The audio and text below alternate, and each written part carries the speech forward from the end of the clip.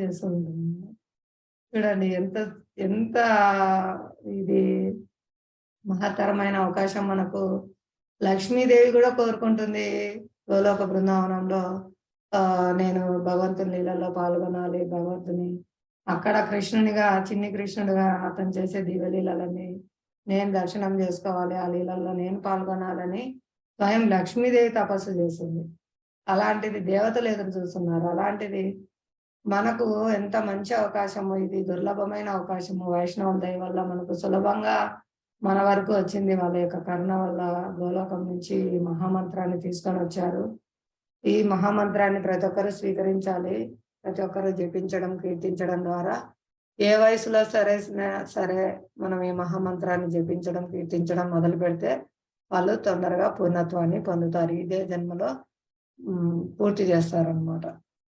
భక్తి యోగం యొక్క స్పెషాలిటీ అదండి. ఎంత చేస్తే అంత పర్సెంటేజ్ మనతో పాటే వస్తుంది. ఇక్కడ మనం 50% పూర్తి చేస్తే భగవంతుడు మనకు 51% నుంచి భక్తి చేసుకోవడానికి అవకాశం ఇస్తారు. ఆ 50% మనతో పాటే శాశ్వతంగా మన అకౌంట్లో ఉంటుంది.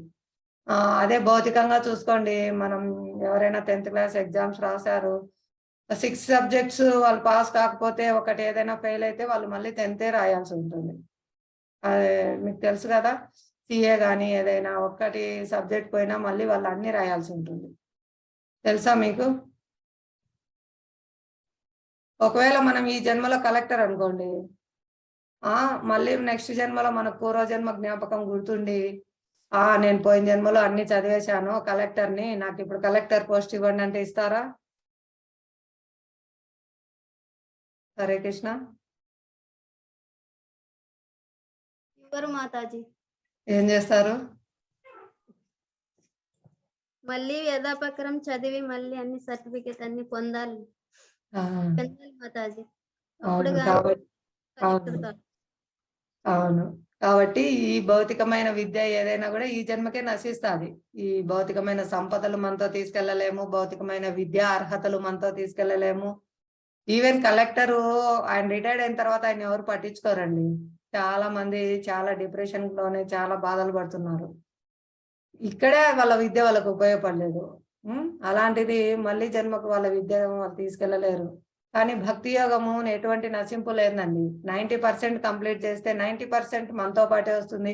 91% నుంచి మొదలుపెట్టి ఆ 10% కంప్లీట్ చేస్తే మనం భగవద్ధామం వెళ్ళిపోతాం. 99% కంప్లీట్ చేసి 1% పెండింగ్ ఉన్నా కూడా 99% మనతో పాటు వస్తుంది. ఆ 1% కంప్లీట్ చేసుకొని మనం భగవద్ధామం వెళ్ళిపోవచ్చు.